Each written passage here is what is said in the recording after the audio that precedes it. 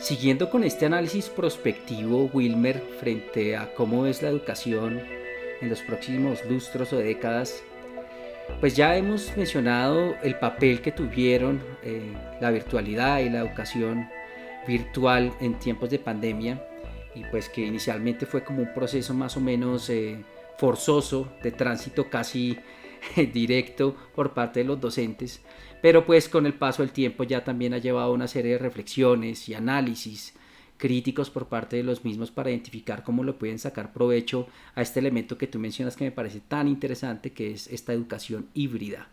Cuéntanos, Wilmer, cómo es esto en un análisis prospectivo, esta articulación entre educación presencial, educación virtual, con el propósito de fortalecer el desarrollo humano.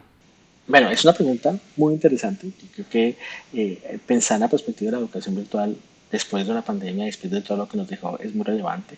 Yo soy de los creyentes, y ojalá así sea, que estamos llegando al fin de esta era de los MOOCs, ¿no? De los cursos masivos, de esa educación youtuber, ¿no? Que así la denomino. Una educación que, dicho sea de paso, a mi modo de ver, es muy depositaria, de transmisión de información. Porque justamente esa tendencia creo que tuvo su momento, pero ahora creo que debemos estar navegando de otro modo, ¿no? Yo ahí utilizo una frase como del océano de la información al buceo del conocimiento, ¿no? Yo sí creo que ya en el momento que hubo un auge de esta educación virtual y demás, tenía todo el sentido, todas estas plataformas que tienen 10.000 cursos y que es información, información, información. Y yo creo que luego de la pandemia, justamente aprendimos a privilegiar algo que es fundamental de los principios básicos de la pedagogía, y es el aprendizaje colaborativo, el diálogo y esa construcción colectiva de conocimiento que no se reemplaza de ninguna manera por un video en YouTube, en TikTok o en lo que quieras. Entonces digamos que yo sí creo que una de las cosas que debe estar, que está pasando de hecho ya, es primero una educación virtual un poco más híbrida, ¿no? Semipresencial y demás. Yo creo que eso está pasando. En estos 2 años de pandemia tuvimos mucha educación virtual con webinars, que ya de hecho fue un avance porque ya no era solamente aprendizaje autoformativo y aprendizaje autónomo, sino que ya por lo menos había algo de diálogo en los webinars, pero creo que esa tendencia se está profundizando, ¿no? Para ir, digamos, no solo con webinars, sino educación virtual y ojalá semipresencial, híbrida, o educación virtual que privilegie metodológicamente el intercambio, ¿no? El diálogo entre pares, el diálogo entre expertos o expertas, el diálogo instituido con seminarios y demás virtuales. Esa yo creo que es una de las tendencias importantes, ¿no? Y ahí yo sí creo que hablando ya más hacia adelante, esto que está pasando, por ejemplo, de estos metaversos, ¿no? Estos entornos, digamos, tridimensionales y demás, van a marcar una pauta importante, pero justamente por eso. Incluso lo que ya venía pasando de gamificación, ¿no?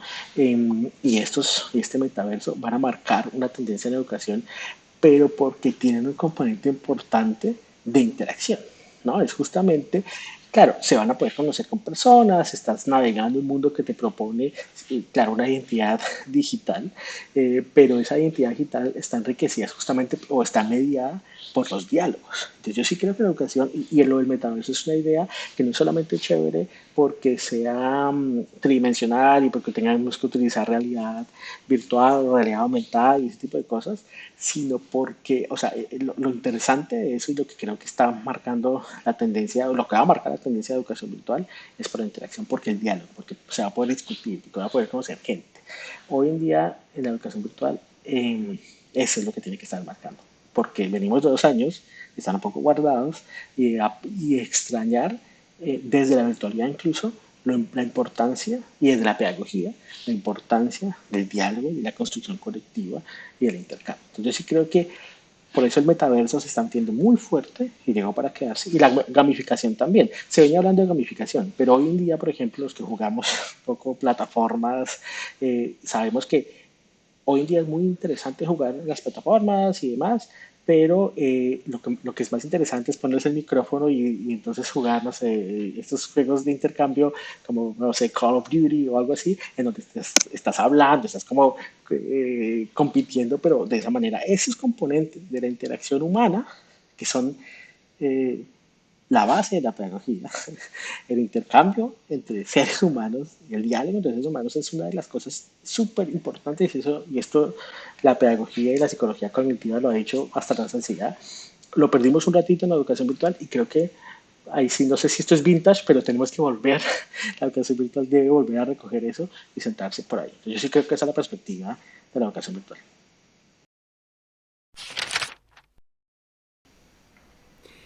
Wilmer, igual, yo estoy de acuerdo. Creo que uno de los retos grandes es volver más interactivo el espacio y generar más trabajo colaborativo, más trabajo cooperativo a través de salas, de foros, de estos escenarios de realidad virtual que tú mencionas.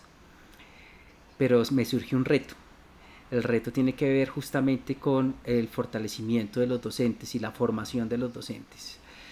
Y unos docentes pues dándoles contexto como pueden ser los de América Latina, en el que incluso hay transmisión del conocimiento muy al estilo bancarización en las aulas de clase presenciales.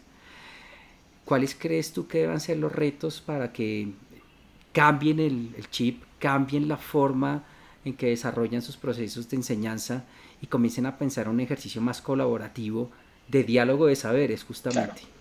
Muy interesante la pregunta, Giovanni. Y ahí yo creo que si alguien ha hablado de esto, yo te he escuchado en podcast y en otros espacios, hablar de esto eres tú. Y yo creo que una de las píldoras que yo me he quedado de esas disertaciones que te he escuchado es justamente el tema curricular. O sea, una apuesta en el currículo, una apuesta diferenciada en el currículo puede marcar todo, ¿no? O sea, digamos, por supuesto, la apuesta curricular tiene una apuesta de política educativa detrás y de política pública incluso, y de visión de país. Uh-huh. Sin duda, o sea, el currículum no es una cosa solamente un par de temas, sino objetivos en un Excel. Va mucho más, tiene una Claro. intencionalidad estructural. Y por allí creo que están los tiros para tener una educación justamente no tan basada en la información, sino una educación, uno, que privilegie las habilidades de pensamiento crítico, las habilidades incluso de leer y las habilidades, es que, por ejemplo, Colombia está entre los últimos lugares de comprensión de lectura. Allí la discusión se puede ir por muchas ramas, pero solamente para tomar este ejemplo es decir, que un estudiante hoy en día, o una estudiante hoy en día, no puede tomar un texto y leer el primer párrafo y el segundo y compararlo y contrastarlo con el cuarto y hacer una reflexión, digamos, autónoma de contrastación de manera como congruente. Entonces, digamos que una apuesta curricular diferente que privilegie algunas habilidades básicas justamente de pensamiento, de diálogo y demás. Y mezclada por allí con algunos cambios justamente de entender el contexto, entender el contexto de su escuela, apropiarse un poquito más de su espacio, ¿no? Si es una educación, no Uh-huh. es lo mismo hacer una educación en Bogotá, hacerla en Tunja, o hacerla en el Casanare, o hacerla en un pequeño pueblo en Orocué, no sé, no es lo mismo, y hacerlo de manera mucho más contextualizada y con objetivo más comunitario, un currículo que se dialogue no solamente que se dialogue en la comunidad educativa, pero entendida no como estudiantes y directivos solamente y padres de familia, sino eso, como colectivos un poco más allá, organizaciones de la sociedad civil que están allí, otras dependencias del Estado que están allí en el territorio. Construir una educación mucho más pertinente que pueda dar ese giro a que pues, los profesores tengan que salirse del tema información solamente y pasar al tema más analítico y al tema donde ellos no tienen la respuesta. Porque ese es el tema. Tú y yo somos docentes y es que no tenemos la respuesta, pero sí debemos cultivar en los estudiantes y en nosotros mismos como docentes el tener las herramientas para juntos tratar de encontrar esas respuestas. O cuando menos tratar de encontrar las buenas De acuerdo. preguntas. ¿No? Yo creo que es por ahí, ¿no? Sí. El tema curricular está en el centro. Ajá.